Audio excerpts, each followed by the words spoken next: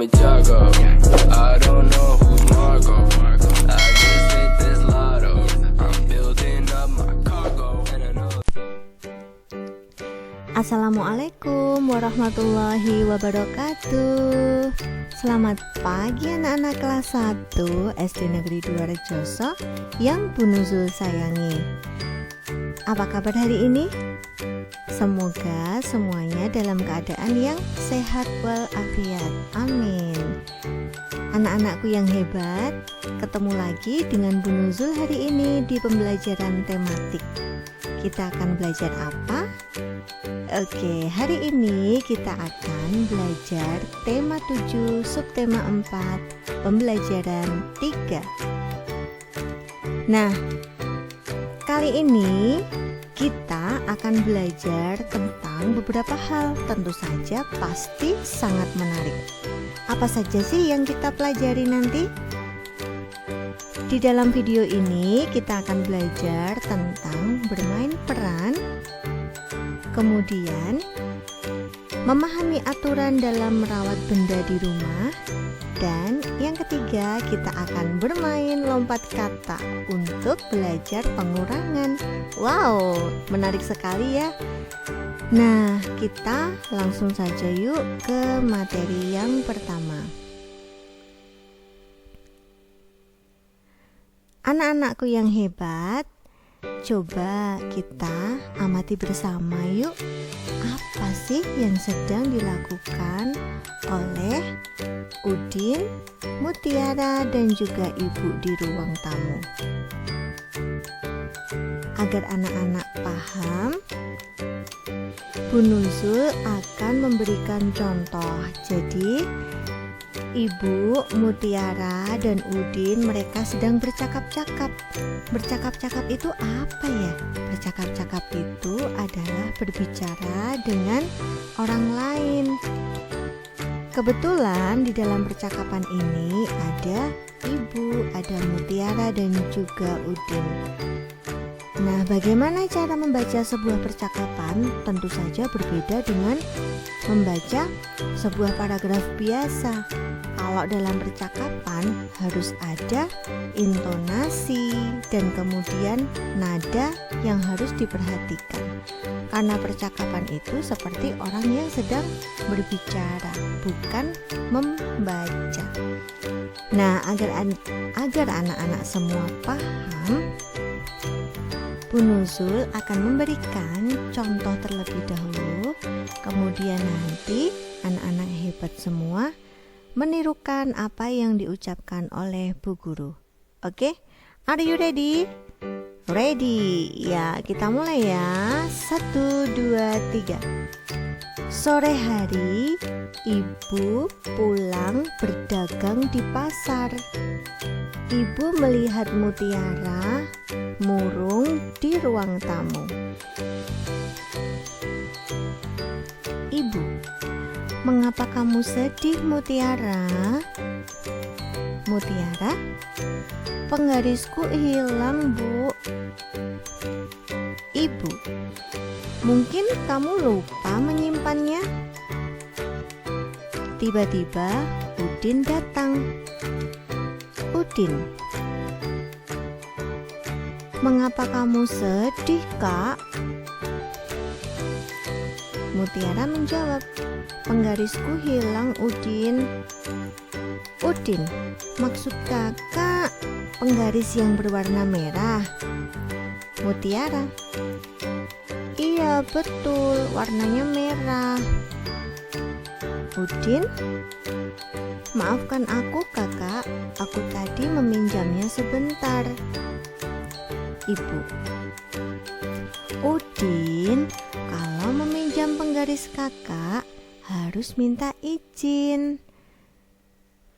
Udin, iya Bu, maafkan aku kakak.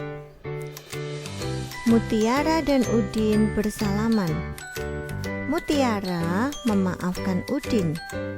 Udin berjanji tidak akan mengulangi perbuatannya. Udin akan meminta izin sebelum memakai barang orang lain. Lalu Mutiara dan Udin bersiap untuk membantu ayah dan ibu. Oke, begitu anak-anak hebat cara mempraktekkan percakapan. Nah, dari percakapan itu nanti Bu Nuzul akan meminta anak-anak hebat semua untuk bermain peran. Bermain peran itu apa? Nanti minta tolong, boleh bersama temannya, teman yang dekat, atau boleh bersama ayah, ibu, atau saudara yang ada di rumah.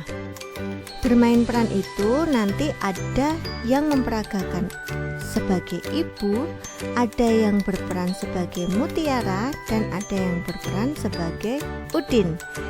Jadi setelah itu nanti bertiga bercakap-cakap. Teksnya seperti yang sudah Bu Nuzul sampaikan di awal tadi. Boleh kok bahasanya diganti dengan bahasa kalian sendiri, tidak harus persis plek seperti yang ada di teks. Jadi anak-anak hebat bisa berkreasi dengan menggunakan bahasa sendiri. Yang penting isinya dan inti dari percakapan itu hampir sama, yaitu apa tadi? Ibu pulang habis berdagang ya dari pasar sore hari. Lalu ibu melihat Mutiara sedih. Lalu ditanya kenapa? Oh, ternyata Mutiara kehilangan penggarisnya. Penggarisnya tidak hilang. Ternyata dipinjam oleh Udin tapi lupa untuk izin terlebih dahulu. Nah, kemudian Udin minta maaf.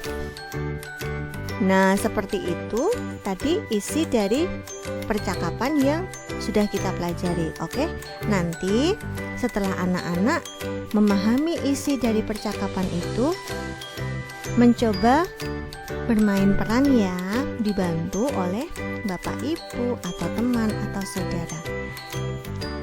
Bermain perannya harus dilakukan dengan percaya diri, kemudian di-shoot alias di video. Oke, harus di video ya, biar Bu Guru tahu bukti bahwa anak-anak sudah bisa bermain peran.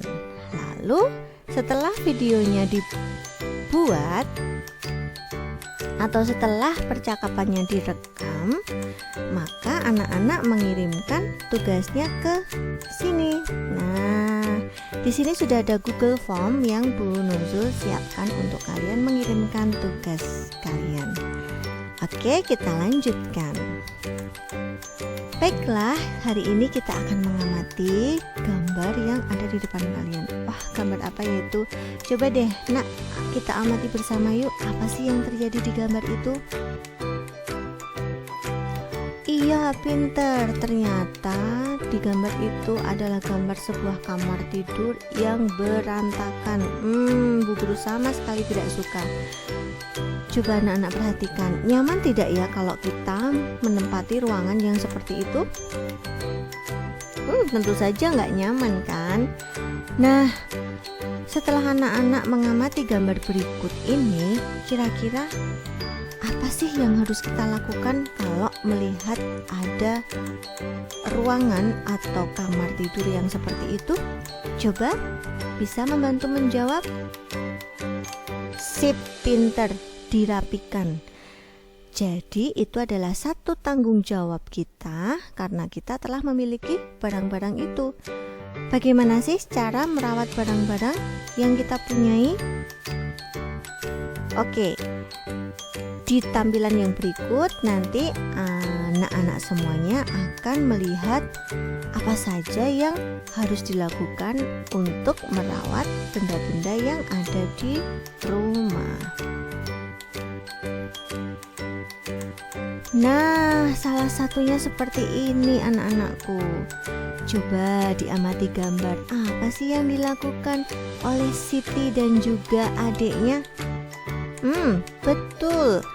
Sedang merapikan tempat tidur. Jadi, spraynya dirapikan, bantalnya dirapikan, selimutnya dilipat dengan rapi, kemudian dibersihkan. Nah, Itu salah satu cara untuk merawat benda yang kita miliki.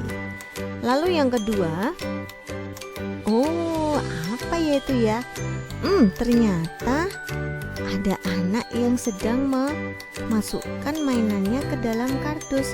Sip, itu adalah sikap yang patut dicontoh, yaitu merapikan kembali mainan ke tempatnya. Boleh di box mainan, boleh di kardus. Yang penting mainannya kembali rapi dan tidak berantakan di lantai maupun di ruang tidur. Tidak hanya di ruang tidur ya, di setiap sudut rumah harus diperhatikan. Misalkan habis mainan di depan teras, atau mainan di kamar tamu, atau mainan di halaman rumah. Setelah mainan, anak-anak harus membereskannya. Setelah dibereskan kan nanti terlihat lebih rapi lagi, jadi akan sedap dipandang mata. Begitu. Kemudian hal yang bisa kita lakukan untuk menjaga atau merawat benda yang kita punya di rumah yaitu dengan cara merapikan buku-buku yang kita punyai ke dalam kardus atau rak buku. Nah, oke anak-anak hebat. Next, kali ini Bu Nuzul mempunyai 2 gambar nih. Wow, gambar apa ini? Coba diamati bersama. 2 gambar ini sangat berbeda ya. Kira-kira sedang apa mereka? Bermain. Oke, apa yang berbeda dari gambar itu? Yang satu kamarnya berantakan, yang satu kamarnya rapi karena sudah dirapikan. Mainannya mulai dimasukkan ke dalam box. Kira-kira sikap mana yang harus kita tiru? Oke, kita cek ya. Apakah gambar yang sebelah ini sikapnya baik atau tidak? Tidak baik, jadi tidak boleh ditiru. Sedangkan gambar yang satunya ini ada anak merapikan mainan, boleh ditiru, justru patut ditiru. Oke, bagus anak-anak. Nah, kali ini Bu Nuzul akan mengajak kalian untuk berlatih. Berlatih apa? Berlatih untuk tertib, berlatih untuk tanggung jawab, dan berlatih untuk jujur. Dalam hal apa? Nah, nanti Bu Nuzul pengen anak-anak hebat kelas 1 mempraktekkan atau melakukan 2 aturan dalam merawat benda yang ada di rumah tadi. Misalkan memasukkan mainan di box mainan, atau merapikan buku, atau merapikan tempat tidur. Nah, lakukan 2 kegiatan saja setiap hari selama seminggu. Senin, Selasa, Rabu, Kamis, Jumat, Sabtu, Minggu. Nah, kalau anak-anak melakukan, maka nanti dicentang kemudian dilaporkan. Minta tolong kepada bapak, ibu, atau saudara yang ada di rumah untuk mengamati kegiatan anak-anak semua. Setelah seminggu kemudian, nanti kirim hasil pengamatannya lewat WhatsApp grup kelas 1. Jadi laporan, misalkan Mbak Nela hari Senin sudah melakukan, atau Mbak Nela setiap hari sudah melakukan merawat benda di rumah. Oke, seperti itu laporannya, nanti Bu Guru akan rekap. Begitu ya nak ya. Oke, kita lanjutkan. Ayo kita amati. Wow, apa yang dilakukan Siti? Sepertinya Siti sedang merapikan buku, iya kan? Kita baca yuk ceritanya. Yang sudah bisa baca, ayo kita membaca bersama-sama dengan Bu Nuzul dengan lantang agar kemampuan membaca kita semakin lama semakin lancar. Mulai ya. 1, 2, 3. Siti, anak yang rajin. Siti merapikan kamar setiap hari. Hari ini Siti ingin merapikan buku. Ada banyak buku yang sudah tidak dipakai. Siti ingin menyumbangkan kepada orang lain. Siti memisahkan buku yang akan disumbangkan. Siti memiliki 43 buah buku. Siti ingin menyumbangkan 21 buah buku. Ada berapa buku Siti yang tersisa? Nah, kalau ada pertanyaan seperti ini, Nak. Tadi pertama, Siti punya berapa buku? Ada 43. Kemudian Siti menyumbangkan bukunya. Menyumbangkan berarti memberikan bukunya kepada orang lain. Kalau memberikan buku berarti bukunya nanti akan semakin banyak apa semakin sedikit? Oke, semakin sedikit. Kalau dari yang awalnya banyak kemudian jadi sedikit, maka bertambah atau berkurang? Oke, bagus. Jadi konsepnya adalah jika bendanya itu diberikan, disumbangkan, dikasihkan, berarti bendanya akan berkurang. Jadi kita akan menggunakan pengurangan. Jadi bilangan yang besar mengurangi bilangan yang lebih kecil. Tapi kali ini Bu Guru akan mengajak kalian untuk bermain agar nanti anak-anak lebih bisa memahami bagaimana cara mengurangi yang menarik. Bagaimana Bu Guru caranya? Kita akan belajar mengurangkan dengan lompat kata. Anak-anak tahu hewan kata? Iya, hewan kata itu adalah hewan yang suka melompat. Jadi anak-anak nanti di rumah bisa mempraktekkan. Bisa di halaman, bisa di lantai menggunakan kapur, atau kalau di halaman anak-anak bisa menggambarkan di tanah itu pakai ranting, kemudian membuat kotak-kotak, diberi angka, dibantu oleh ayah atau ibu. Caranya, nah tadi Siti kan mempunyai 43 buah buku tuh. Berarti kita tuliskan urut angka 1 sampai 43 dengan urutan seperti ini: 1, 2, 3, 4, 5, 6, 7, 8, 9, 10, 11, 12, 13, 14, 15, 16, 17, 18, 19, 20, 21, 22, 23, 24, 25, 26, 27, 28, 29, 30, 31, 32, 33, 34, 35, 36, 37, 38, 39, 40, 41, 42, 43. 43 buku yang dimiliki Siti. Nah, aturan yang pertama adalah anak-anak jika mengurangkan maka anak-anak harus lompat mundur. Jadi berhitung mundur. Nggih, lompatnya lompat ke belakang. Bagaimana cara melompatnya? Bu Guru akan ajari. Kita siap berada di angka 43. Nah, setelah 43 kita akan melompat satu persatu sambil kita hitung ya. Nah, anak-anak sudah siap melakukan lompatan? Boleh nih, boleh kok sambil berdiri, sambil anak-anak juga ikut melompat agar badan kita juga semakin sehat. Yuk kita praktikkan. Melompatnya mundur ya. Ingat, kalau pengurangan melompatnya harus mundur. 1, 2, 3,